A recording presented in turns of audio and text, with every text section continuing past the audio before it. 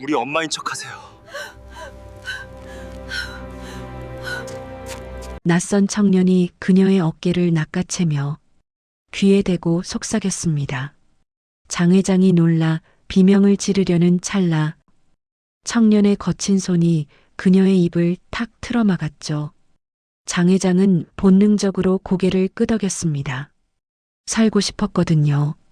하지만 그들은 생각보다 빨랐습니다. 어이, 거기!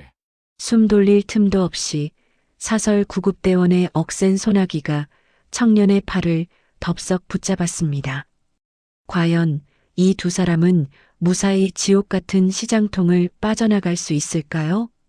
사연 시작 전 구독과 좋아요를 눌러주시면 영상 제작에 큰 도움이 됩니다. 어디서 듣고 계신지 댓글 남겨주시면 그곳까지 행운이 가득하기를 바라겠습니다. 구급차 사이렌이 시장 골목을 찢었습니다. 재래시장 한복판, 생선 비린내와 썩은 채소 냄새가 뒤섞인 바닥에 한 노파가 쓰러져 있었죠. 주름 가득한 얼굴, 너덜너덜한 누더기 옷. 누가 봐도 노숙자였습니다. 환자분 계십니까? 신고받고 왔습니다. 하얀 가운을 입은 구급대원 2명이 들것을 들고 다가왔습니다. 하지만 뭔가 이상했어요. 일반 119 구급차가 아니라 한신 응급 이송 서비스라고 적힌 사설 업체 차량이었거든요. 그들의 눈빛엔 환자를 걱정하는 온기가 아니라 사냥감을 포획하러 온 냉기가 서려 있었습니다. 저기요. 잠깐만요. 그때 배달 헬멧을 쓴 젊은 남자가 헐레벌떡 뛰어왔습니다. 30살쯤 됐을까요? 낡은 패딩 점퍼에 때 묻은 운동화. 얼굴엔 생활고가 고스란히 새겨져 있었지만 눈만은 유난히 맑았죠. 강인호였습니다. 뭐야 너 보호자야? 구급대원이 짜증 섞인 목소리로 물었습니다. 인호는 순간 직감했어요. 저놈들 뭔가 수상하다고요. 멀쩡한 119를 놔두고 왜 사설업체가 왔을까? 그리고 저 할머니를 왜 이렇게 급하게 데려가려는 걸까? 쓰러진 노파, 장 회장의 손이 미세하게 떨리고 있었습니다. 두려움에 떠는 손이었죠. 인호는 본능적으로 알았습니다. 이 할머니 도망치고 싶어 한다는 걸요. A씨, 엄마, 또 술 처먹고 이러고 있어? 인호가 갑자기 짜증 가득한 목소리로 소리쳤습니다. 구급대원들이 멈칫했죠. 인호는 장 회장에게 다가가 코를 킁킁거리는 신용을 했습니다. 진짜 독한 거 드셨네? 저기 구급대원님들 죄송합니다. 우리 엄마가 술버릇이 있어서요. 제가 모셔갈게요. 인호는 구급대원들이 반응하기도 전에 장 회장을 훌쩍 업었습니다. 노파의 몸은 놀랄 만큼 가벼웠어요. 새처럼요. 아니, 새보다도 가벼웠습니다. 뼈와 가죽만 남은 제대로 먹지 못한 몸이었죠. 어이, 잠깐. 신원 확인 좀. 구급대원이 인호의 팔을 붙잡았습니다. 하지만 인호는 이미 옆골목으로 몸을 돌렸고 낡은 리어카 뒤로 재빠르게 몸을 숨겼습니다. 아니, 진짜 제 엄마 맞다니까요? 취객 하나 때문에 뭘 이렇게 호들갑이세요. 인호의 연기는 완벽했습니다. 귀찮아하는 아들의 표정, 술 냄새 나는 엄마를 부끄러워하는 몸짓. 구급대원들은 서로 눈빛을 교환하더니 결국 혀를 찼습니다. 즉 귀찮게. 다음엔 신고 똑바로 해. 구급차가 요란한 엔진 소리를 내며 떠났습니다. 인호는 리어카 뒤에서 장 회장을 조심스럽게 내려놓았어요. 노파의 눈에서 투명한 눈물이 주르륵 흘러내렸습니다. 감사합니다. 정말 고맙습니다. 떨리는 목소리였습니다. 인호는 멋쩍게 머리를 긁었어요. 아유, 괜찮습니다. 근데 할머니, 집은 어디세요? 모셔다 드릴게요. 장 회장은 고개를 저었습니다. 갈 곳이 없다는 표정이었죠. 인호는 잠시 망설이다가 자신의 낡은 배달 오토바이를 가리켰습니다. 그럼 일단 제 집으로 가시죠. 꺼머, 옥탑방이긴 한데 비는 안 맞습니다. 인호는 장 회장을 조심스럽게 오토바이 뒷좌석에 태웠습니다. 노파의 손이 인호의 허리를 감쌌을 때 그녀는 느꼈어요. 이 청년의 등이 얼마나 마른지를요. 갈비뼈가 손바닥에 닿을 정도였습니다. 이놈은 뭔데 생판 남인 나를. 장 회장의 눈에서 또 눈물이 흘렀습니다. 하지만 이번엔 다른 종류의 눈물이었죠. 부르릉, 오토바이 엔진이 힘없이 켜졌습니다. 인호가 뒤를 돌아보며 말했습니다. 할머니, 꽉 잡으세요. 저놈들 냄새 맡으면 또 올지 몰라요. 석양이 시장 골목을 붉게 물들이는 가운데 낡은 오토바이 한 대가 덜컹거리며 사라졌습니다. 생판 남인 청년과 세상에서 버림받은 노파를 태운 채로요. 하지만 그 누구도 몰랐습니다. 이 우연한 만남이 얼마나 거대한 폭풍의 시작인지를요. 덜컹 철문이 열리는 소리가 밤 공기를 갈랐습니다. 인호가 장 회장의 손을 잡고 계단을 올랐어요. 한 층, 두 층, 세 층. 숨이 찰 때쯤 마지막 계단이 나타났습니다. 옥상으로 통하는 문이었죠. 할머니, 조금만 더 가시면 돼요. 인호의 목소리는 부드러웠습니다. 노파의 가쁜 숨소리에 맞춰 천천히 걸었죠. 드디어 도착한 곳은 5평짜리 옥탑방이었습니다. 벽지는 곳곳이 떨어져 나갔고 창문 틈새로는 바람이 휘익 들어왔어요. 하지만 이상하게도 따뜻했습니다. 사람 사는 냄새가 났거든요. 여기가 제 집입니다. 좁긴 한데 그래도 잘 곳은 있어요. 인호는 멋쩍게 웃으며 자신의 이불을 장 회장에게 펼쳐줬습니다. 유일한 이불이었죠. 장 회장이 손을 내저었어요. 아니야, 넌 어떡하려고. 저요? 전 배달 다녀오면 어차피 땀나서 입을 필요 없어요. 할머니가 쓰세요. 인호는 작은 가스레인지에 불을 켰습니다. 지지직 약한 불꽃이 어둠 속에서 춤을 췄어요. 냄비엔 찬밥과 김치가 들어갔습니다. 그게 전부였죠. 부글부글 물이 끓는 소리가 옥탑방을 채웠습니다. 인호는 그 소리를 들으며 그릇을 꺼냈어요. 2개가 아니라 1개였습니다. 자, 할머니, 드세요. 김이 모락모락 나는 김치죽이었습니다. 장 회장의 손이 떨렸어요. 너는 안 먹니? 저요? 전 배달하면서 먹었어요.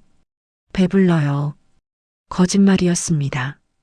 인호의 배에서 꼬르륵 소리가 났거든요. 하지만 인호는 씩 웃으며 수돗물을 벌컥벌컥 마셨습니다. 차가운 물이 목구멍을 타고 내려갔죠. 장 회장은 숟가락을 들 수가 없었습니다. 눈물이 그릇에 뚝뚝 떨어졌어요. 왜 그러세요, 할머니? 입에 안 맞아요? 고맙다. 정말 고맙다. 그날 밤 장 회장은 생전 처음으로 따뜻한 밥을 눈물과 함께 먹었습니다. 며칠이 흘렀습니다. 인호는 새벽같이 일어나 배달을 나갔고 저녁이 되어서야 돌아왔어요. 그런데 이상했습니다. 집에 돌아올 때마다 가슴이 두근거렸거든요. 할머니 잘 계시려나? 철문을 열면 장 회장이 꼭 기다리고 있었습니다. 옥탑방 창가에 앉아서요. 인호가 들어오면 투덜거렸죠. 이놈아, 왜 이렇게 늦어? 배고파 죽는 줄 알았잖아. 네네, 죄송합니다, 여사님. 인호는 오히려 웃었습니다. 그 잔소리가 좋았거든요. 외로운 옥탑방에 사람 목소리가 울려 퍼지는 게 너무나 좋았습니다. 어느 날 저녁, 인호는 장 회장의 발이 이상한 걸 발견했습니다. 새빨갛게 부어 있었거든요. 동상이었어요. 길에서 얼마나 오래 헤맸으면 이렇게 됐을까요? 할머니, 발이 왜 이래요? 인호는 황급히 따뜻한 물을 받아왔습니다. 대야에 물을 가득 담고 조심스럽게 장 회장의 발을 담갔어요. 노파의 발은 주름투성이었고 굳은 살이 발바닥을 뒤덮고 있었습니다. 얼마나 많이 걸었을까요? 얼마나 힘들게 살았을까요? 아이고, 괜찮아. 그냥 놔둬. 안 됩니다. 이러다 큰일 나요. 인호의 손이 장 회장의 발을 감쌌습니다. 따뜻한 물로 조심조심 씻겨주고 낡은 수건으로 물기를 닦아줬어요. 그리고 자신이 쓰던 바세린을 꺼내 발라주기 시작했습니다. 장 회장은 고개를 돌렸습니다. 눈물을 보이기 싫었거든요. 70평생 자식에게도 이런 대접 받아본 적 없었습니다. 아니, 자식은 도리어 자신을 감금하려 했죠. 할머니, 발 예쁘시네요. 인호가 환하게 웃었습니다. 거짓말이었어요. 예쁘지 않았거든요. 하지만 인호의 눈엔 진심이 담겨 있었습니다. 정말로 예쁘다고 생각하는 것 같았어요. 그날 밤 장 회장은 일부러 투정을 부렸습니다. 이놈아, 국이 짜. 물 좀 더 넣어. 장 회장은 일부러 억지를 부려봤습니다. 어디 언제까지 착한 척 하나 보자. 산전수전 다 겪은 그녀는 사람을 쉽게 믿지 않았거든요. 내내 금방 해드릴게요 하지만 인호는 화는커녕 싱글벙글 웃으며 물을 더 부었습니다. 장 회장의 굳게 닫힌 마음이 그 미소 한 방에 와르르 무너져 내리고 말았습니다. 인호는 화 한 번 내지 않았습니다. 오히려 즐거워 보였어요. 장 회장은 또 눈물이 났습니다. 이 청년은 대체 뭘까요? 왜 이렇게 착할까요? 밤이 깊었습니다. 인호는 장 회장이 잠들었다고 생각했어요. 살며시 일어나 낡은 이불을 덮어줬습니다. 그리고 혼잣말처럼 중얼거렸죠. 엄마, 나 이제 안 심심하다? 잔소리쟁이 할머니가 생겼거든. 매일 투덜거리시는데. 그게 너무 좋아. 집에 오는 게 기다려져. 인호의 목소리는 떨렸습니다. 엄마, 내가 효도 못 해드린 거 이렇게라도 갚고 싶어. 미안해, 엄마. 장 회장은 감았던 눈을 살짝 떴습니다. 눈물이 주르륵 흘러내렸어요. 소리 없이 조용히요. 그 옥탑방에서 두 사람의 마음이 하나로 이어지고 있었습니다.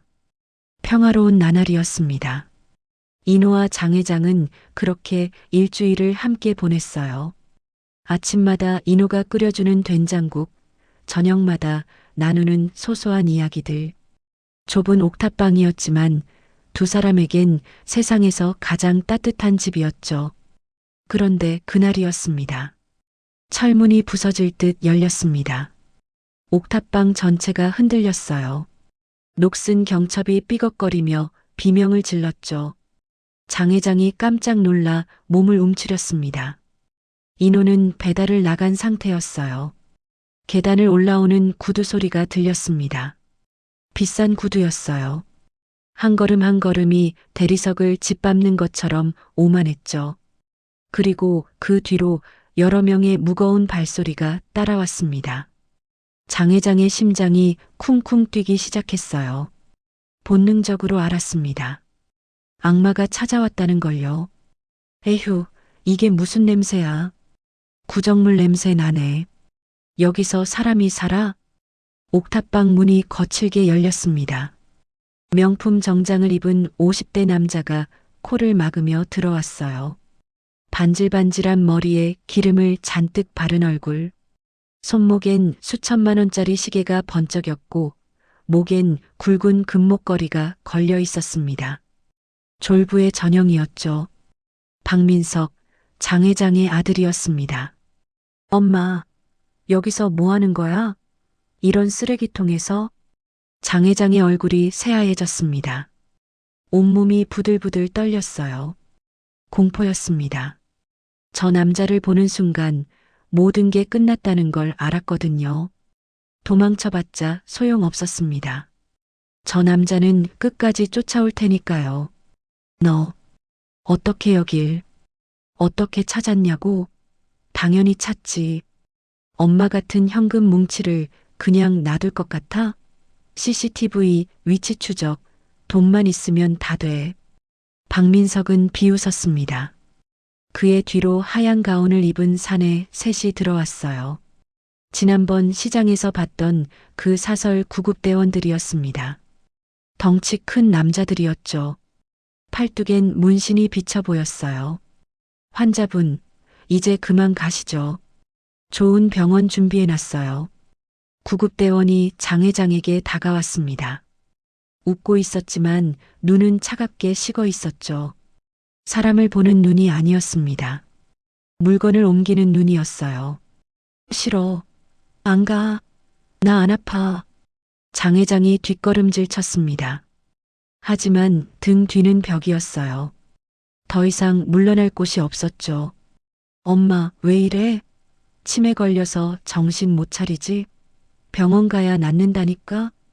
박민석이 혀를 찼습니다. 그리고 손가락을 튕겼어요. 찰칵 경쾌한 소리와 함께 구급대원들이 일제히 장 회장을 붙잡았습니다. 으악, 나 줘. 장 회장이 비명을 질렀습니다. 하지만 늙은 여자의 힘으로 건장한 남자들을 어찌할 수 없었죠. 구급대원들은 장 회장의 팔을 비틀었습니다. 뼈가 꺾일 듯한 통증이었어요. 아프다고. 환자분, 협조 안 하시면 더 아파요. 얌전히 하세요. 구급대원의 목소리는 기계처럼 차가웠습니다. 마치 매뉴얼을 읽는 것처럼 감정이 없었죠. 장 회장의 눈에서 눈물이 주르륵 흘러내렸어요. 옆방에서 누군가 벽을 두드렸습니다. 똑똑똑. 시끄러워. 조용히 좀 해. 하지만 그뿐이었습니다. 아무도 나오지 않았어요. 이 동네 사람들은 다 알았거든요. 남의 일에 끼어들면 피곤해진다는 걸요. 다들 문을 꼭꼭 잠그고 귀를 막았습니다. 왜 이러니? 넌 내 아들인데. 내가 낳은 자식인데. 장 회장의 목소리는 떨렸습니다. 70평생 자식을 위해 살아왔는데 가게를 운영하며 피땀 흘려 모은 돈을 전부 그 자식에게 쏟아부었는데 대학 보내고 사업 미천 대주고 결혼자금 대주고 그렇게 다 줬는데 박민석이 장 회장 앞에 쪼그려 앉았습니다. 그리고 낮게 속삭였죠. 입에서 고급 양주 냄새가 났습니다. 아들, 에휴, 감동의 드라마냐? 엄마, 현실 좀 봐. 유언장 다시 쓰기 전엔 못 나와. 알겠어? 유언장? 그래. 엄마 재산 5천억 전부 나한테 상속한다고 사인해. 그럼 좋은 요양원 보내줄게. 1인실로. 밥도 잘 나오는 대로. 박민석은 웃고 있었습니다. 하지만 그 눈엔 인간의 온기가 전혀 없었어요. 돈만 보이는 눈이었습니다. 계산기를 두드리는 눈이었죠. 난 내가 잘 되길 바랐는데. 그래서 다 줬는데. 잘 되게 해줘서 고맙지. 근데 이제 엄마 차례야. 어차피 치매 걸렸잖아. 재산 관리도 못하면서 뭐하러 갖고 있어? 나한테 주면 잘 굴릴게. 박민석이 손짓했습니다. 구급대원들이 장 회장을 들것에 태우기 시작했어요. 장 회장은 발버둥 쳤지만 소용없었습니다. 나이든 여자의 저항은 너무나 무력했죠. 살려줘. 누가 좀 살려줘요. 제발. 노파의 절규가 옥탑방을 울렸습니다. 하지만 아무도 오지 않았어요. 아파트 복도는 고요했습니다. 텔레비전 소리만 희미하게 들렸죠. 박민석은 옥탑방을 천천히 둘러봤습니다. 낡은 가스레인지, 떨어진 벽지, 곰팡이 핀 천장. 비웃음이 입가에 걸렸어요.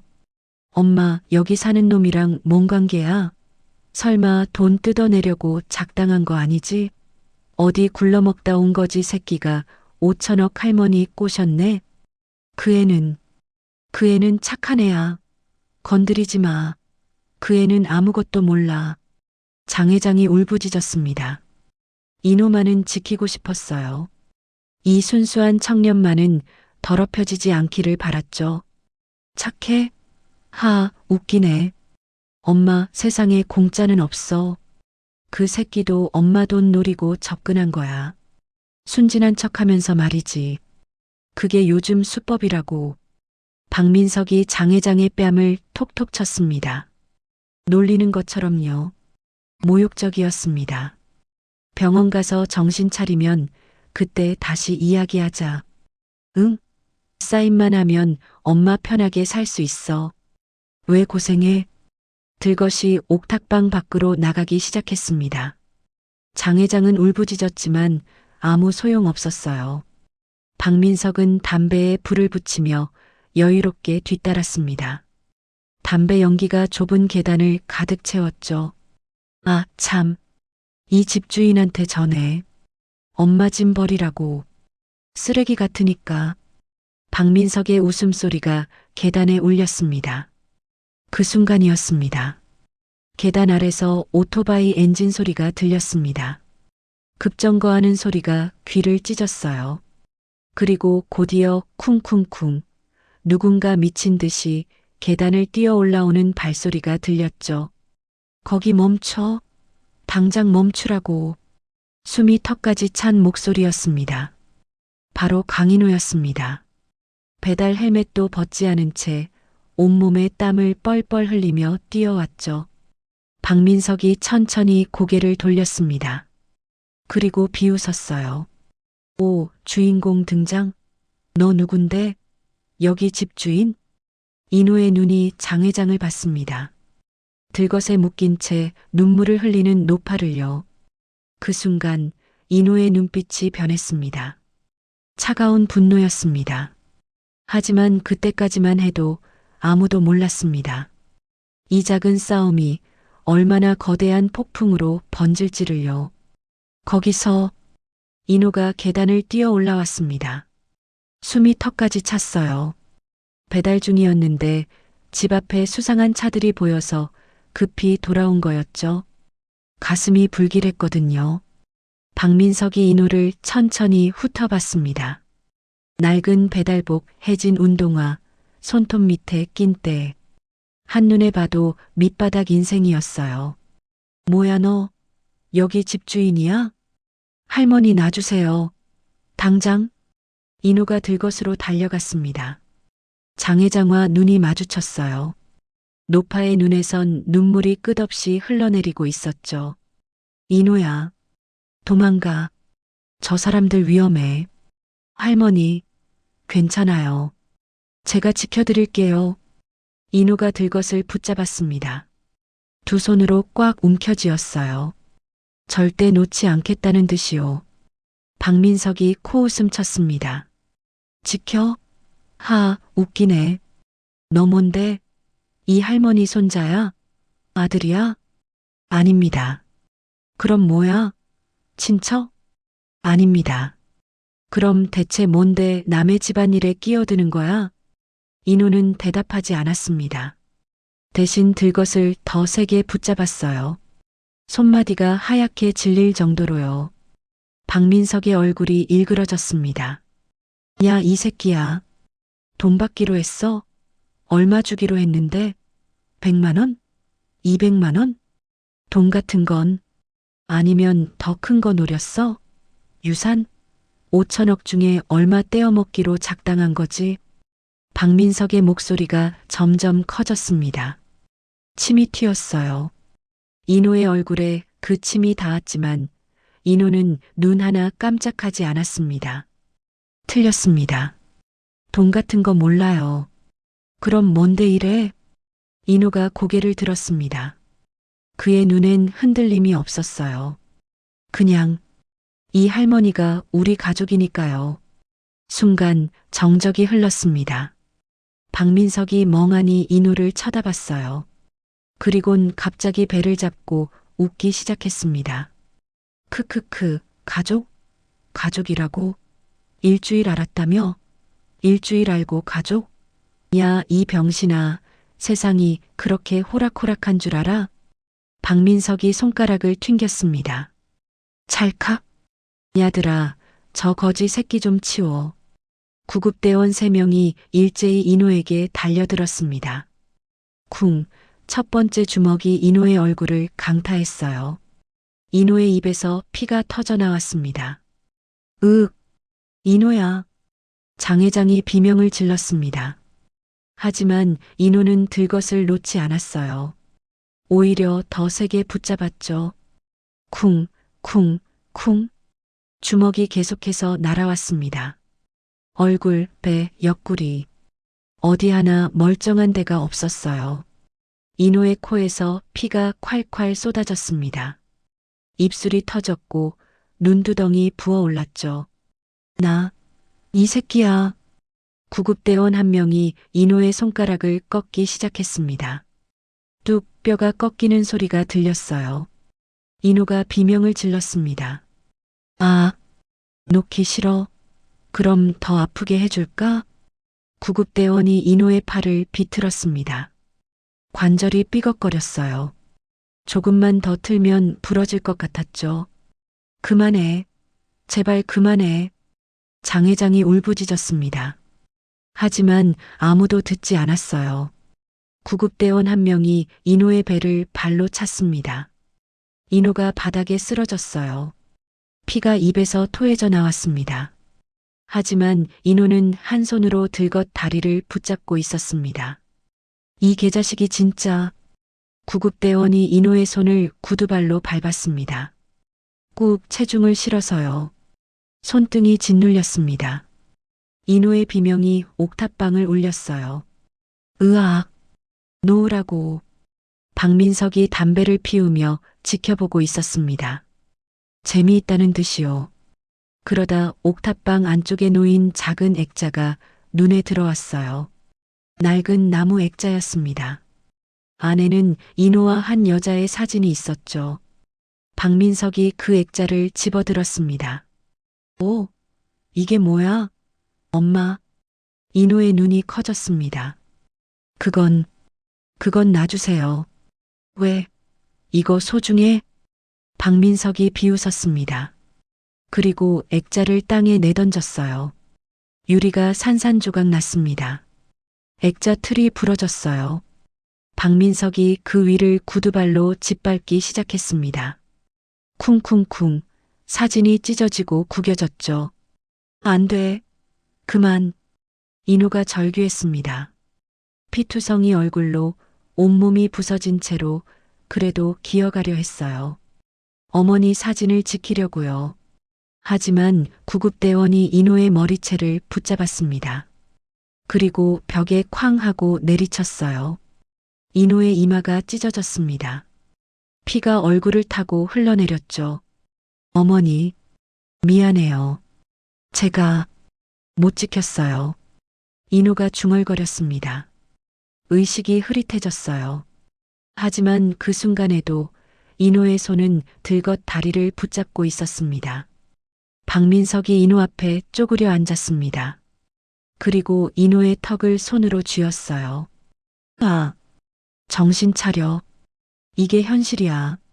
너 같은 거지가 부자 할멈 건드리면 이렇게 되는 거야. 알았어? 인호가 박민석을 똑바로 쳐다봤습니다. 피로 범벅된 얼굴, 부어오른 눈. 하지만 그 눈빛만은 꺼지지 않았어요.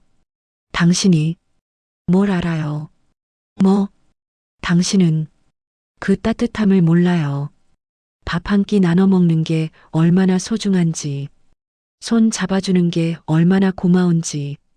인호의 목소리는 떨렸습니다. 하지만 단호했어요. 저는 돈 때문에 할머니 도운 거 아니에요. 그냥 외로웠어요. 혼자 밥 먹기 싫었어요. 누군가 잘 자라고 말해주는 게 좋았어요. 인호가 장 회장을 봤습니다. 눈물 흘리는 노파를요. 할머니도 그랬을 거예요. 외로웠을 거예요. 그래서 우린 가족이에요. 돈 같은 거 필요 없어요. 박민석의 얼굴이 굳었습니다. 뭔가 날카로운 것이 가슴을 찔렀거든요. 양심이었을까요? 아니, 그런 게 남아있을 리 없었습니다. 그냥 불편함이었어요. 시끄러워. 야들아, 이 새끼 좀 제대로 패. 구급대원이 주먹을 치켜들었습니다. 인호의 얼굴을 향해 내려치려는 순간이었죠. 그만. 장 회장의 목소리가 울려 퍼졌습니다. 모두가 멈춰섰어요. 장 회장의 목소리가 달랐거든요. 떨리는 노파의 목소리가 아니었습니다. 차갑고 날카롭고 권위 있는 목소리였죠. 장 회장이 천천히 일어났습니다. 들것 위에서요. 구급대원들이 어리둥절해서 뒤로 물러났어요. 장 회장의 눈빛이 변했습니다. 치매에 걸린 무력한 노인의 눈이 아니었습니다. 수십억을 굴리던 사업가의 눈이었어요. 차갑고 냉정한 상대를 압도하는 눈빛이었죠. 장 회장은 품속에서 낡은 폴더폰을 꺼냈습니다. 그리고 단축번호 1번을 눌렀어요. 김 실장. 목소리는 낮고 차가웠습니다. 지금 당장 들어와라. 놈들 싹 쓸어버려.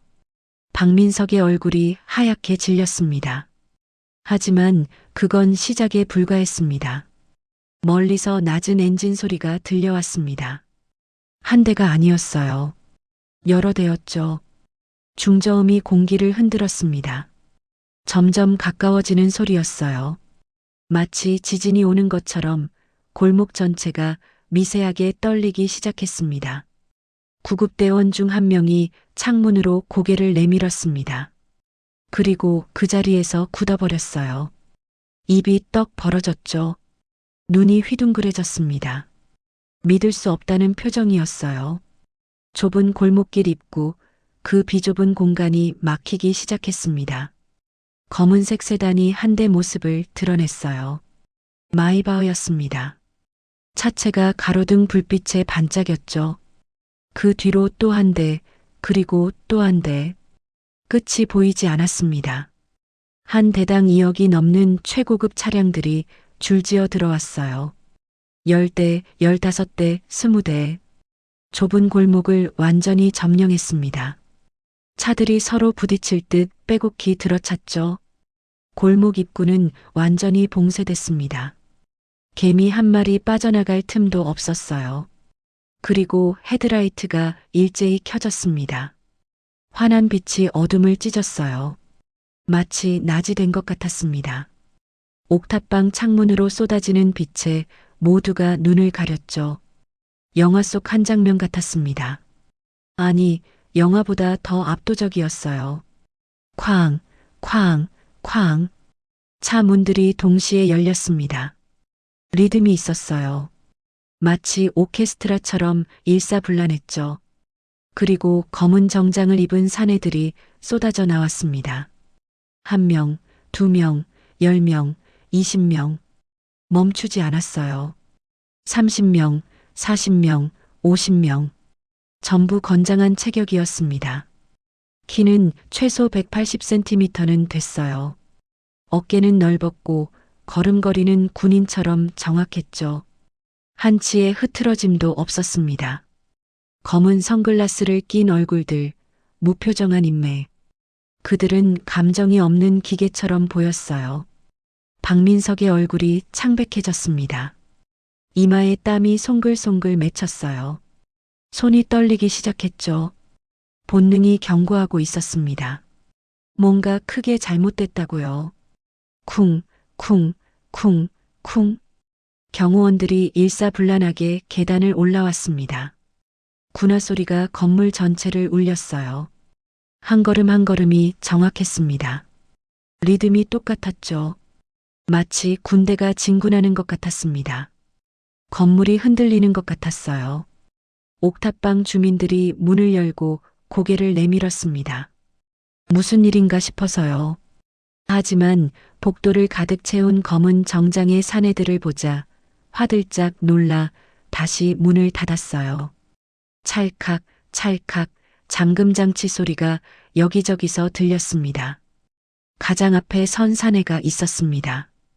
50대 중반으로 보였어요. 흰 머리가 약간 섞였지만 자세는 꼿꼿했습니다. 등이 곧게 펴져 있었죠. 눈빛은 매서웠고 턱선은 날카로웠어요. 얼굴엔 세월의 흔적이 새겨져 있었지만 그것이 오히려 위험을 더했습니다. 김 실장이었습니다. 장 회장의 오른팔이자 수십 년을 함께한 비서실장이었죠. 김 실장은 옥탑방 안을 쭉 둘러봤습니다. 먼저 장 회장을 확인했어요. 그리고 바닥에 쓰러진 인호를 봤죠. 피투성이었습니다. 김 실장의 턱이 굳어졌어요. 분노가 가득 찼지만 겉으로 드러내지 않았습니다. 김 실장이 장 회장을 보자마자 무릎을 꿇었습니다. 쿵! 무릎이 바닥에 닿는 둔탁한 소리가 울렸어요. 먼지가 살짝 일었습니다. 50대 중반 남자가 무릎을 꿇는 모습은 충격적이었죠. 하지만 더 놀라운 일이 벌어졌습니다. 그의 뒤에 선 경호원 50명이 일제히 무릎을 꿇었어요. 쿵, 쿵, 쿵, 쿵, 쿵. 마치 파도가 밀려오는 것 같았습니다. 50개의 무릎이 동시에 바닥을 쳤죠. 그 소리는 천둥 소리처럼 옥탑방을 뒤흔들었어요. 벽이 떨렸습니다. 창문이 덜컥거렸죠. 회장님, 늦어서 죄송합니다. 50명의 목소리가 하나로 합쳐졌습니다. 우렁찬 함성이었어요. 마치 군대의 구령 같았죠. 골목 전체를 울렸습니다. 멀리 떨어진 집에서도 들릴 정도였어요. 박민석의 다리가 후들거렸습니다. 회장님? 그 단어가 머릿속을 맴돌았어요. 구급대원들도 얼어붙었습니다. 상황이 완전히 뒤바뀐 거였죠. 자신들이 납치하려던 노파가 50명의 경호원을 거느린 회장이었다니요. 장 회장이 천천히 걸어 나왔습니다. 떨리던 다리는 이제 안정적이었어요. 구부정하던 허리는 곧게 펴져 있었죠. 주름진 얼굴엔 카리스마가 서려 있었습니다. 치매에 걸린 노파가 아니었어요. 70년 인생의 무게를 짊어진 사업가였습니다. 명동 빌딩 20채를 소유한 현금왕이었죠. 장 회장의 눈빛이 변했습니다. 맑고 날카로웠어요. 치매의 흔적은 어디에도 없었습니다. 아니, 애초에 치매가 아니었던 거죠. 전부 연기였습니다. 아들의 본심을 확인하기 위한 마지막 시험이었어요. 그리고 아들은 그 시험에 완벽하게 낙제했습니다. 김 실장, 장 회장이 낮게 말했습니다. 목소리엔 감정이 없었어요. 늦었어. 죄송합니다, 회장님. GPS 신호가 꺼져서. 됐어. 일어나. 김 실장이 일어서자 손짓을 했습니다. 경호원 10여 명이 일제히 움직였어요. 구급대원들이 도망치려 했지만 소용없었습니다. 순식간이었죠. 쿵, 쿵, 쿵. 구급대원 3명이 바닥에 눌렸습니다. 팔이 뒤로 꺾였고 얼굴이 바닥에 처박혔어요. 저항할 틈도 없었습니다. 프로와 아마추어의 차이였죠. 저놈들 확보. 김 실장의 차가운 명령이 떨어졌습니다. 예. 박민석이 뒷걸음질 쳤습니다. 등이 벽에 닿았어요. 도망칠 곳이 없었습니다. 온몸이 부들부들 떨렸죠. 김 실장이 서류 봉투를 꺼내 장 회장에게 건넸습니다. 두툼한 서류였어요. 장 회장이 천천히 받아들고는 박민석의 얼굴에 툭 던졌습니다. 서류가 바닥에 펼쳐졌죠. 박민석, 잘 봐라. 내 놈 목숨줄이다. 장 회장의 목소리는 차갑게 가라앉아 있었습니다. 마치 얼음장 같았어요. 박민석이 떨리는 손으로 서류를 집어들었습니다. 눈이 서류 위를 훑었어요. 그리고 얼굴이 새하얗게 질렸습니다. 이게 뭡니까? 부도? 민석건설 오늘자로 파산이다. 장 회장이 말했습니다. 감정이 전혀 없는 목소리였어요. 내 지분 47% 싹 다 뺐어. 은행 대출 보증도 전부 철회했고 거래처 계약도 다 끊었지. 넌 이제 빈털털이야. 안 돼. 안 돼요. 회사가 망해. 당연히. 장 회장은 눈 하나 깜짝하지 않았습니다. 3일 뒤면 부도 처리돼. 빚쟁이들 몰려올 거야. 내가 빌린 사채까지 합치면 120억이더라. 어떻게 갚을 거냐? 박민석의 다리가 풀렸습니다. 쿵, 바닥에 주저앉았어요. 눈에선 눈물이 흘러내렸습니다. 엄마, 아니, 회장님, 제가 잘못했습니다. 한 번만 봐주세요. 박민석이 기어가려 했습니다. 장 회장의 발을 붙잡으려고요. 하지만 경호원이 그를 가로막았어요. 회장님께 손대지 마. 엄마. 장 회장이 차갑게 웃었습니다. 웃음이 아니었어요. 조롱이었죠. 누가 내 엄마냐? 장 회장은 싸늘하게 뒤를 돌았습니다. 그리고 바닥에 쓰러진 인호에게 다가갔어요. 무릎을 꿇고 피투성이가 된 인호의 머리를 조심스럽게 쓰다듬었습니다. 손수건으로 얼굴의 피를 닦아줬어요. 인호야, 고맙다. 정말 고맙다. 장 회장의 목소리가 떨렸습니다. 처음으로 감정이 묻어났어요. 따뜻함이었습니다. 사랑이었죠. 너 같은 자식? 가졌으면 좋았을 텐데. 장 회장이 마지막으로 박민석을 돌아봤습니다. 차갑게 식은 눈으로요. 내 아들은 여기 있다. 넌 모르는 사람이다. 박민석이 고개를 떨구었습니다. 끝이었습니다. 인생이 무너졌어요. 회사도 재산도 어머니도 전부 잃었습니다. 멀리서 경찰차 사이렌이 들려왔습니다. 삐뽀삐뽀 점점 가까워졌어요. 빨간 불빛이 골목을 물들이기 시작했습니다. 감금, 납치, 미수, 폭행. 저 구급대원들은 오늘 감옥에 갈 거였어요. 하지만 진짜 이야기는 이제 시작이었습니다. 경찰차가 도착했습니다.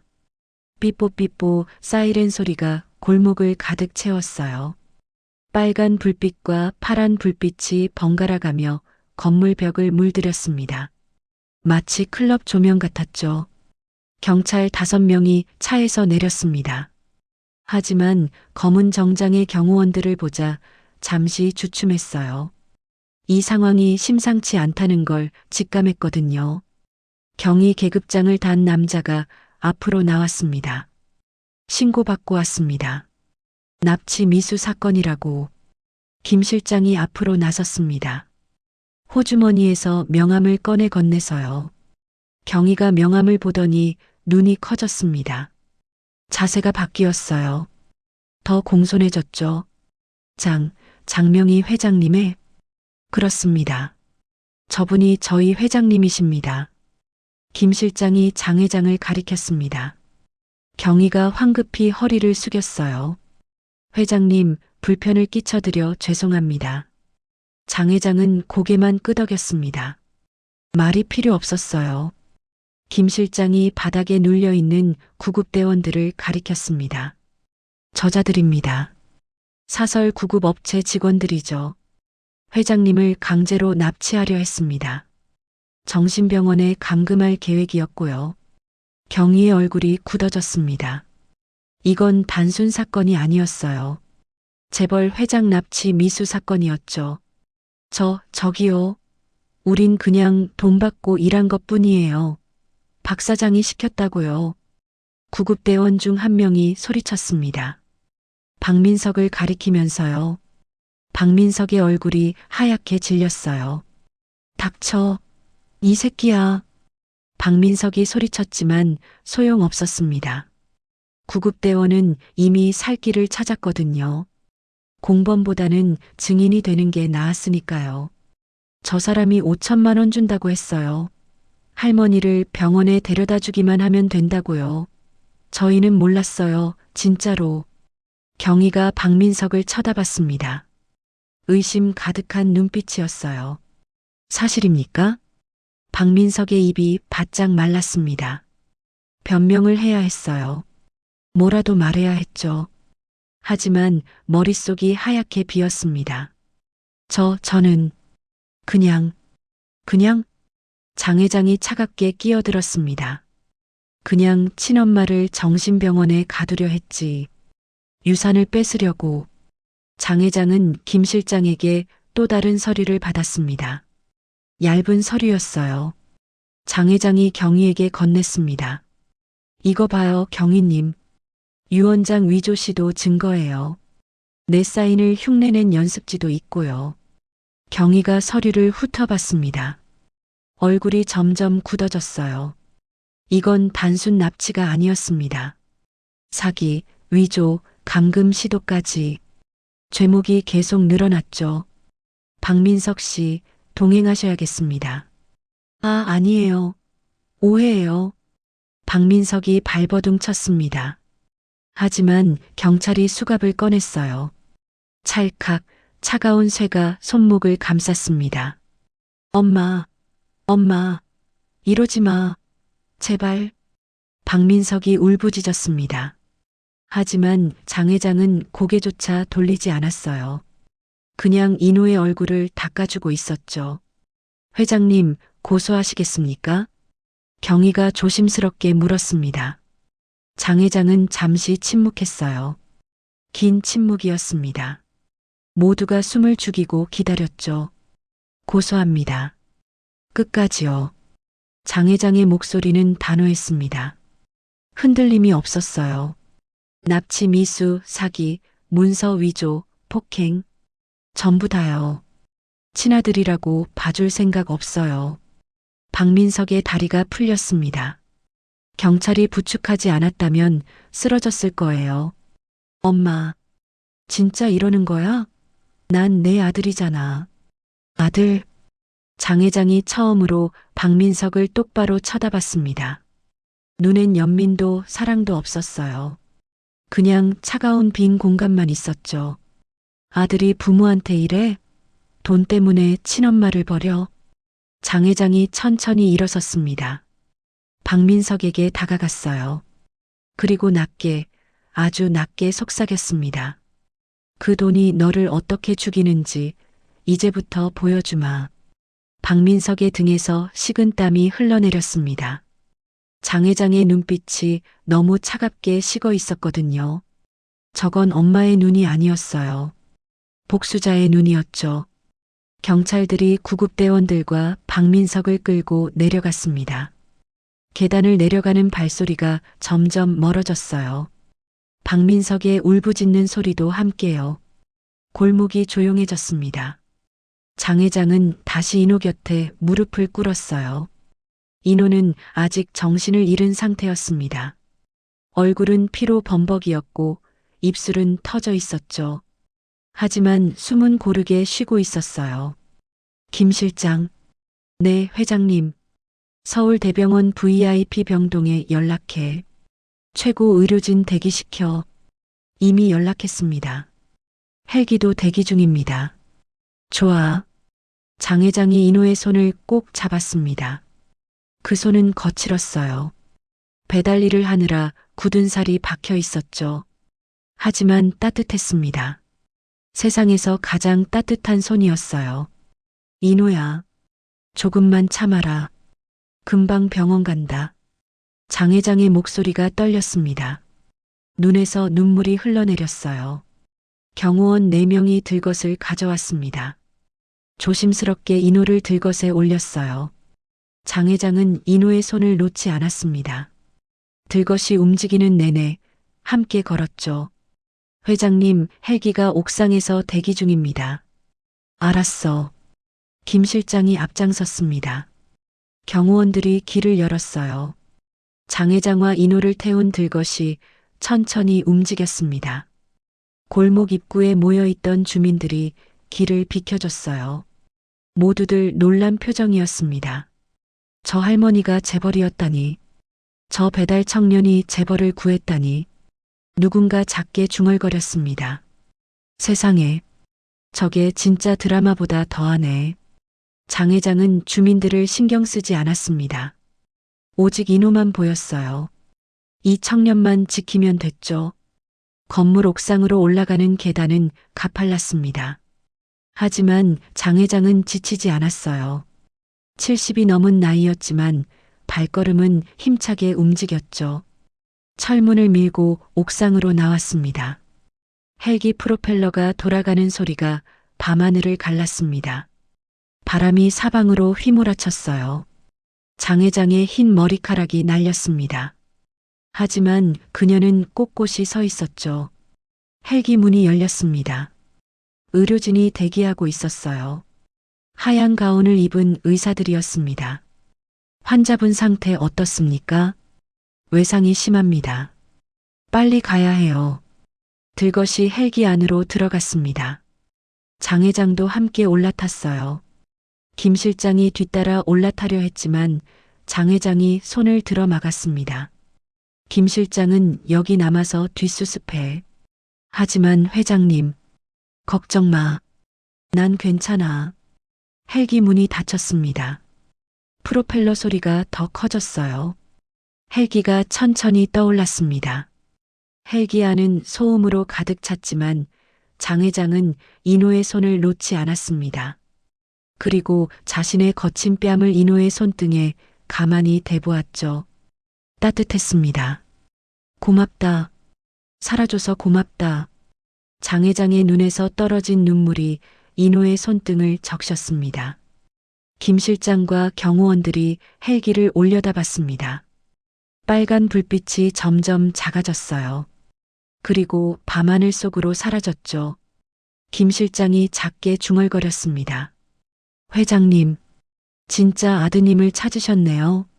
하지만 그 누구도 몰랐습니다. 이 따뜻한 만남이 얼마나 아름다운 결말을 맞이할지를요. 석 달이 흘렀습니다. 계절이 바뀌었어요. 옥탑방 창문으로 보이던 찬바람은 사라지고 따뜻한 봄바람이 불기 시작했죠. 나뭇가지마다 연두색 새싹이 돋아났습니다. 인호는 서울대병원 VIP 병동에서 한 달을 보냈어요. 부러진 갈비뼈, 찢어진 입술, 타박상. 의사들은 말했죠. 조금만 더 맞았으면 위험했을 거라고요. 하지만 인호는 회복이 빨랐습니다. 젊었으니까요. 그리고 무엇보다 지킬 사람이 생겼으니까요. 장 회장은 매일 병원에 왔습니다. 아침마다 도시락을 싸왔어요. 병원 음식은 맛이 없다면서요. 인호는 장 회장이 직접 끓인 된장국을 먹으며 웃었습니다. 옥탑방에서 먹던 그 맛이었거든요. 퇴원 후 인호는 장 회장의 집으로 갔습니다. 정확히는 초대받았다는 표현이 맞겠네요. 장 회장이 말했어요. 밥 한 끼만 먹고 가라고요. 그런데 도착한 곳은 상상을 초월했습니다. 평창동 언덕 위 드넓은 대지 위에 세워진 한옥이었어요. 전통 한옥이었지만 현대적으로 지어진 고급스러운 저택이었죠. 기와 지붕이 햇살에 반짝였습니다. 정원엔 소나무와 매화나무가 심어져 있었어요. 헐, 인호는 입을 다물지 못했습니다. 이런 집이 서울에 있다니. 땅값만 해도 수백억은 될 것 같았어요. 대문이 열렸습니다.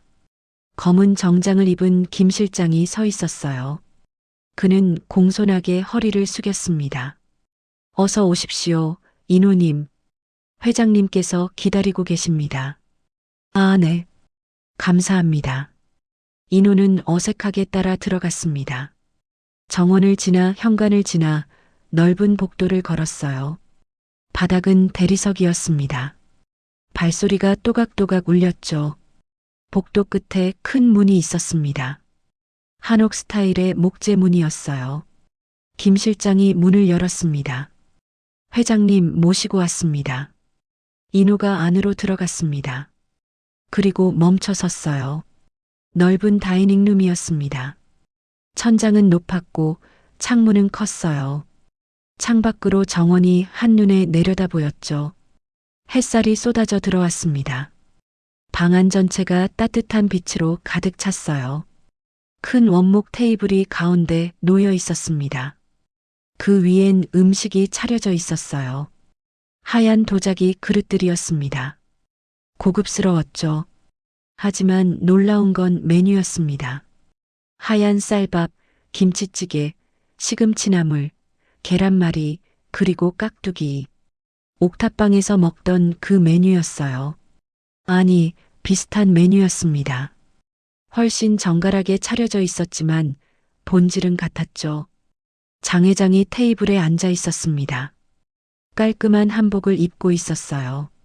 머리는 단정하게 빗어 올렸고 얼굴엔 화장이 살짝 되어 있었죠. 옥탑방에서 본 그 노파와는 달라 보였습니다. 하지만 눈빛만은 똑같았어요. 따뜻했습니다. 인호야 왔니? 어서 앉아. 장 회장이 웃으며 말했습니다. 인호는 조심스럽게 의자를 당겨 앉았어요. 의자가 너무 좋았습니다. 푹신했죠? 옥탑방 바닥에 앉던 것과는 달랐어요. 밥 먹자. 식기 전에 장 회장이 인호의 밥그릇에 밥을 퍼줬습니다. 김이 모락모락 났어요. 갓 지은 밥이었죠. 윤기가 흘렀습니다. 인호는 숟가락을 들었습니다. 김치찌개를 한 입 떠먹었어요. 그리고 눈이 커졌습니다. 이거 할머니가 끓인 거예요? 그래. 맛없어? 아니요. 맛있어요. 진짜 옥탑방에서 먹던 그 맛이에요. 인호의 눈에 눈물이 고였습니다. 왜 그런지 몰랐어요. 그냥 울컥했습니다. 이 따뜻한 맛, 이 익숙한 맛. 가슴이 뜨거워졌어요. 장 회장도 조용히 밥을 먹었습니다. 두 사람은 한동안 말없이 식사를 했어요. 숟가락 소리만 조용히 울렸죠. 밥을 다 먹고 나자 장 회장이 일어났습니다. 옆방으로 들어가더니 작은 봉투를 들고 왔어요. 하얀 봉투였습니다. 인호야, 이거. 장 회장이 봉투를 건넸습니다. 인호는 깜짝 놀랐어요. 순간 돈이라는 생각이 들었거든요. 할머니, 이건 저 돈 못 받아요. 인호가 황급히 손을 저었습니다. 돈? 누가 돈 준다고 했어? 아니, 그게 열어봐. 장 회장이 봉투를 인호 앞에 놓았습니다. 인호는 망설였어요. 하지만 장 회장의 눈빛이 단호했습니다. 열어보라는 눈빛이었죠. 인호가 떨리는 손으로 봉투를 열었습니다. 안에서 서류 한 장이 나왔어요. 인호가 서류를 펼쳤습니다. 그리고 숨이 멎었습니다. 입양 신청서. 거기엔 장 회장의 이름과 인호의 이름이 적혀 있었습니다. 입양인과 피임양인. 법적인 부모와 자식 관계를 맺는 서류였어요. 이게 인호의 목소리가 떨렸습니다. 서류를 보는 손이 부들부들 떨렸어요. 눈에서 눈물이 주르륵 흘러내렸습니다. 할머니, 이건 5천억? 뭐 그 정도 돼. 근데 있잖아. 장 회장이 인호의 손을 잡았습니다. 주름진 손이었지만 따뜻했어요. 돈으로 산 건 다 배신하더라. 내 친아들이 그랬잖아. 돈 때문에 날 버렸어. 인호가 고개를 들었습니다. 눈물 범벅인 얼굴이었어요. 근데 너는? 장 회장이 웃었습니다. 눈가에 주름이 잡혔어요. 밥으로 샀으니까 배신 안 하겠지? 할머니, 5천억보다 내가 더 귀하다. 매일 밥같이 먹고 투덜거리고 잔소리 들어주는 게 더 좋아. 그러니까 장 회장의 목소리도 떨렸습니다. 내 밥 친구 평생 해줄 거지? 인호는 더 이상 참을 수 없었습니다. 의자에서 벌떡 일어나 장 회장을 껴안았어요. 장 회장의 작은 몸이 인호의 품에 안겼습니다. 네, 어머니, 평생 곁에 있을게요. 인호가 울먹였습니다. 장 회장도 인호의 등을 토닥였어요. 눈에서 눈물이 흘러내렸습니다. 그래, 고맙다 아들아. 창밖으로 봄바람이 불어왔습니다. 매화꽃 향기가 방 안으로 스며들었어요. 햇살이 두 사람을 비췄습니다. 따뜻했죠. 김 실장이 문틈으로 그 장면을 지켜봤습니다. 그도 모르게 눈시울이 붉어졌어요. 50대 중반 남자가 눈물을 훔쳤습니다. 회장님, 정말 아드님을 찾으셨네요. 그 집엔 이제 웃음소리가 가득 찼습니다.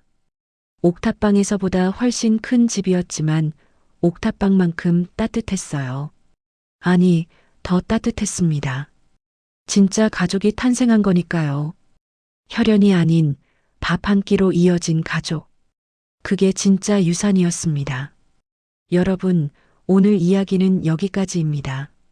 돈보다 귀한 게 뭔지, 진짜 가족이 뭔지 생각해 보게 되는 이야기였죠. 혹시 오늘 이야기가 가슴에 와닿으셨나요? 그렇다면 좋아요 버튼 한번 눌러주세요. 여러분의 작은 손길이 저희에게 큰 힘이 됩니다. 그리고 구독과 알림 설정까지 해두시면 다음 감동 이야기도 가장 먼저 만나보실 수 있어요. 댓글로 오늘 이야기 어떠셨는지 들려주세요. 인호 같은 청년 정말 있을까요? 나도 저런 따뜻한 만남 있었으면 좋겠어요.